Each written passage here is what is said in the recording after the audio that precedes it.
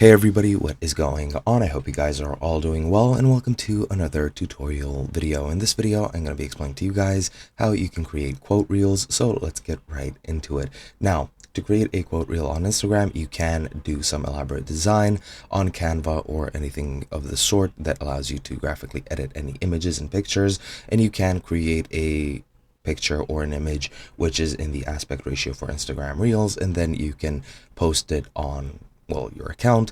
However, I'm just going to show you guys how you can do it much more simply, how you can, go ahead and do it within Instagram itself. So let's get right into it. So first, what we're going to do, we're going to go into our creation menu, or call it whatever you want. Just swipe right, then click reel. We're going to record a very short little video, then click next.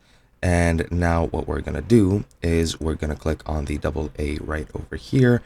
And now we can actually type in something. So what you can type is completely dependent on you. So let's just say, I don't know, whoops.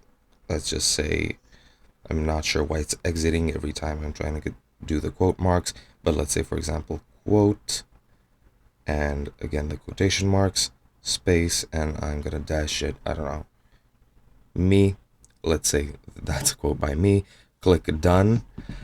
And now you can pretty much just edit it however you want. You can add a background if you want to. You can take an image off your phone and place that as a background if you wish. Completely up to you. But what I'm going to do now is just click next.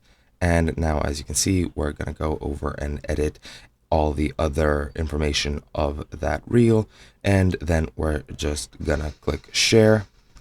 Say always share reels.